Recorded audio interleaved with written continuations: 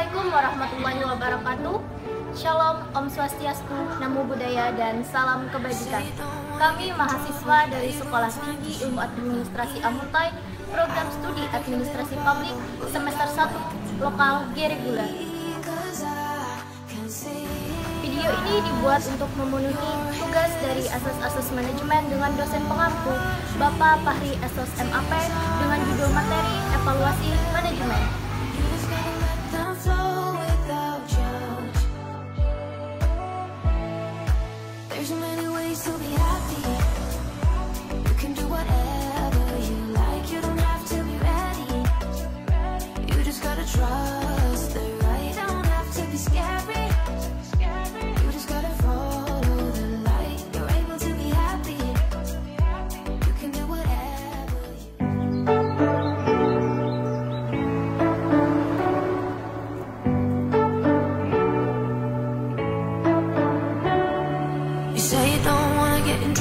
That you doing fine cause you got me.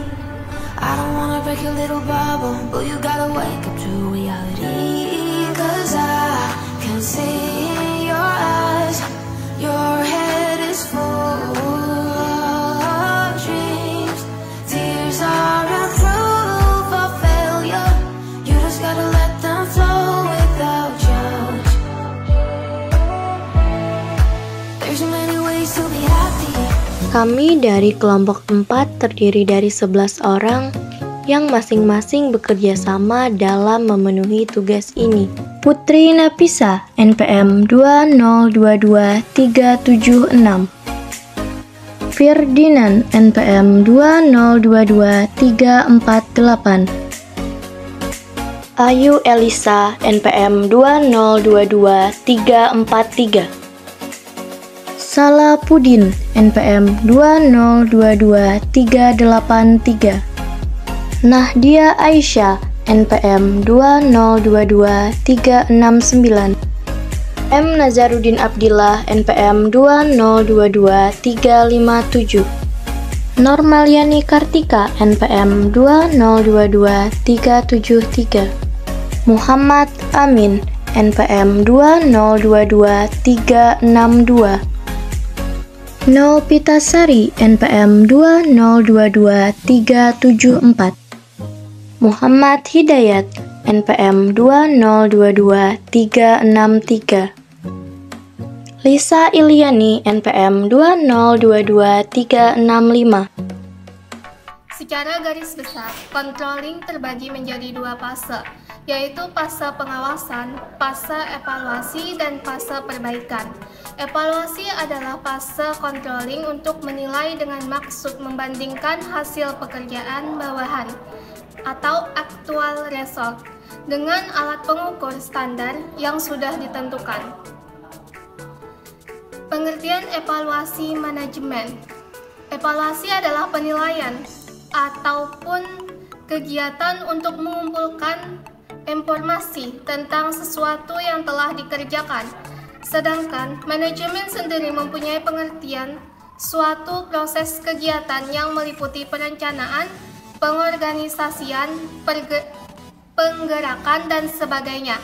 Dalam kamus evaluasi, manajemen merupakan proses sistem objektif yang menganalisa sifat dan ciri pekerjaan dalam perusahaan atau organisasi. Tujuan evaluasi manajemen ada 4. 1. Untuk mengetahui seberapa baik tingkat penguasaan seseorang terhadap kompetensi yang telah ditetapkan. 2. Untuk mengetahui apa saja kesulitan yang dialami seseorang dalam kegiatannya, sehingga dapat dilakukan diagnosis dan kemungkinan memberikan remediation. 3. Untuk mengetahui tingkat efisiensi dan efektivitas suatu metode, media, dan sumber daya lainnya dalam melakukan suatu kegiatan. 4. Sebagai umpan balik dan informasi penting bagi pelaksana evaluasi untuk memperbaiki kekurangan yang ada di mana hal tersebut dapat dijadikan sebagai acuan dalam pengambil keputusan di masa mendatang. Fungsi evaluasi terbagi menjadi 4 sebagai berikut. Yang pertama, fungsi selektif. Fungsi selektif adalah fungsi yang dapat menyeleksi seseorang apakah memiliki kompetensi yang sesuai dengan standar yang ditetapkan. Misalnya, menentukan seseorang diterima kerja atau tidak, menentukan seseorang naik jabatan atau tidak, dan lainnya. Yang kedua, fungsi diagnosa. Fungsi diagnosa bertujuan untuk mengetahui kelebihan dan kekurangan seseorang dalam bidang kompetensi tertentu. Misalnya, untuk mengetahui kelebihan dan kekurangan seorang siswa dalam bidang studi yang didapatkannya di sekolah. Adapun yang ketiga, fungsi penempatan. Fungsi penempatan bertujuan untuk mengetahui di mana posisi terbaik seseorang dalam suatu bidang tertentu. Misalnya untuk mengetahui posisi terbaik seorang karyawan sesuai dengan bidangnya di dalam suatu perusahaan. Dan yang terakhir, fungsi pengukuran keberhasilan. Dalam hal ini, evaluasi berfungsi untuk mengukur tindak keberhasilan suatu program, termasuk metode yang dipakai, penggunaan sarana, dan pencapaian tujuan. Unsur-unsur evaluasi dalam manajemen. 1. Input terbagi menjadi 4. Yang pertama, kemampuan. Untuk dapat mengikuti program dalam program kerja, pekerja harus memiliki kemampuan yang sepadan. Alat ukur yang digunakan untuk mengukur kemampuan ini disebut kemampuan atau attitude test. Yang kedua, kepribadian. Kepribadian adalah sesuatu yang terdapat pada diri manusia dan menampakkan bentuknya dalam tingkah laku. Dalam hal-hal tertentu, informasi tentang kepribadian sangat diperlukan. Alat untuk mengetahui kepribadian seseorang disebut tes kepribadian atau personality test. Yang ketiga, sikap-sikap. Sebenarnya ini merupakan bagian dari tingkah laku manusia sebagai gejala atau gambaran kepribadian yang memancar keluar. Namun karena sikap ini merupakan sesuatu yang paling menonjol dan sangat dibutuhkan dalam pergaulan, maka banyak orang yang menginginkan informasi khusus tentangnya. Alat untuk mengukur keadaan sikap seseorang dinamakan tes sikap atau attitude test. Oleh karena tes ini berupa skala, maka lalu disebut skala sikap atau attitude skill. Yang terakhir, inteligensi. Untuk mengetahui tingkat inteligensi ini digunakan tes inteligensi yang sudah banyak diciptakan oleh para ahli. Dalam hal ini yang terkenal adalah tes buatan Binet dan Simon yang dikenal dengan tes Binet-Simon. Selain itu, ada lagi tes-tes yang lain misalnya SPM, Tintum, dan sebagainya. Dari hasil tes akan diketahui IQ atau inteligensi quotient orang tersebut. Unsur-unsur evaluasi dalam manajemen yang kedua, transformasi, meliputi yang pertama kurikulum atau materi, yaitu isi kurikulum ini berupa topik atau pokok bahasan dan subtopik atau subpokok bahasan beserta perincian dalam setiap bidang. Yang kedua, metode dan cara penilaiannya, yaitu cara penyampaian materi seperti metode ceramah, tanya jawab, diskusi, pemecahan masalah, dan sebagainya. Untuk memperoleh hasil evaluasi yang baik, maka evaluasi harus bertitik tolak dari prinsip umum, yaitu kontinuitas, komprehensif, adil dan objektif, komparatif, serta praktis. Yang ketiga, sarana prasarana, yaitu alat-alat untuk membantu mempermudah jalannya penyampaian materi evaluasi. Yang keempat, sistem administrasi. Administrasi merupakan pengumpulan data, pengelolaan data, serta penyusunan perencanaan. Yang kelima, atasan dan personal lainnya. Atasan dan personal lainnya adalah seseorang yang membimbing, mengajar, dan melatih bawahan agar evaluasi memiliki hasil yang baik. Unsur evaluasi yang ketiga adalah output. Output yaitu penilaian terhadap kegiatan dilakukan untuk mengetahui seberapa jauh tingkat pencapaian atau prestasi kerja mereka selama mengikuti program. Alat yang digunakan untuk mengukur pencapaian ini disebut tes pencapaian atau achievement test.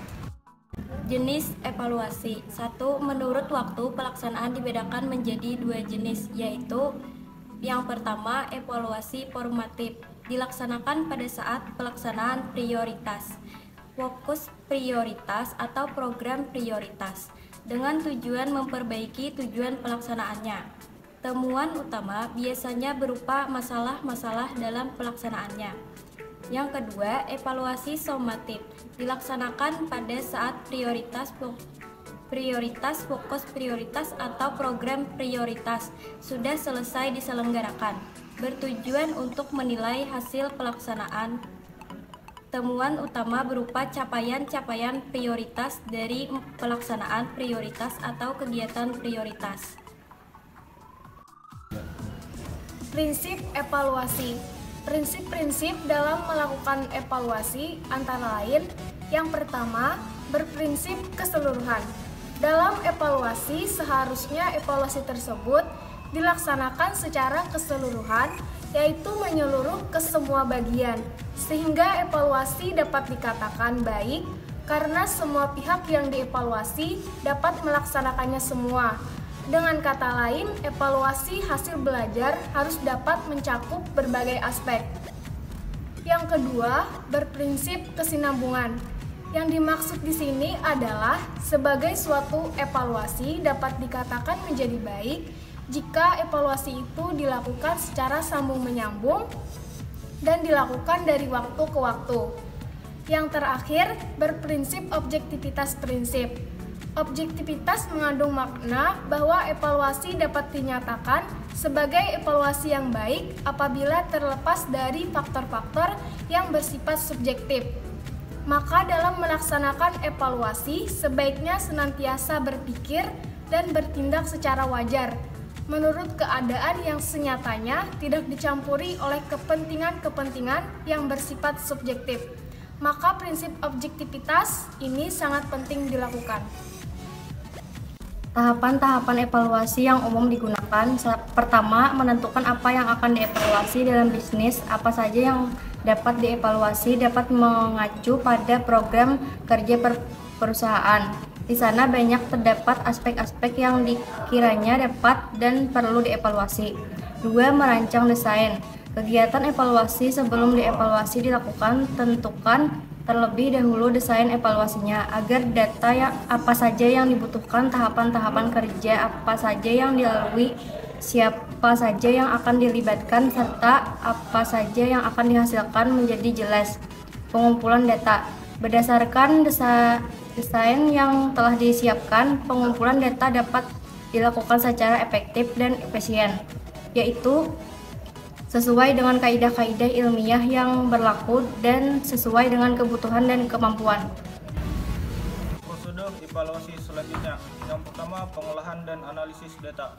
Setelah data terkumpul, data tersebut diolah untuk dikelompokkan agar mudah dianalisis dengan menggunakan alat-alat analisis yang sesuai, sehingga dapat menghasilkan fakta yang dapat dipercaya. Selanjutnya, dibandingkan antara fakta dan harapan atau rencana untuk menghasilkan keuntungan. Kedua, pelaporan hasil evaluasi. Agar hasil evaluasi dapat dimanfaatkan bagi pihak-pihak yang berkepentingan, hendaknya hasil evaluasi didokumentasikan secara tertulis dan diinformasikan baik secara lisan maupun tulisan. Ketiga, tindak lanjut hasil evaluasi. Evaluasi merupakan salah satu bagian dari fungsi manajemen. Oleh karena itu, hasil evaluasi hendaknya dimanfaatkan oleh manajemen untuk mengambil keputusan dalam rangka mengatasi masalah manajemen, baik tingkat strategi maupun di tingkat implementasi strategi. Baiklah, kesimpulan dari materi yang telah disampaikan adalah evaluasi manajemen merupakan proses sistem objektif yang menganalisa sifat dan ciri pekerjaan di dalam perusahaan atau organisasi. Adapun unsur-unsur manajemen terdiri dari input, transformasi, dan output. Evaluasi manajemen juga memiliki prinsip, yaitu berprinsip keseluruhan, berprinsip keberkesinambungan, dan objektivitas prinsip. Evaluasi manajemen harus dilaksanakan sesuai dengan tahapan atau prosedur agar manajemen yang dilakukan dapat berjalan dengan baik.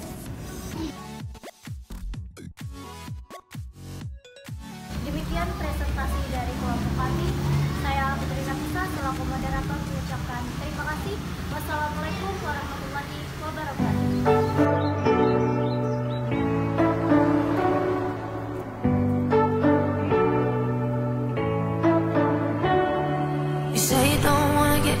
That you're doing fine 'cause you got me. I don't wanna break your But you gotta wake up to reality.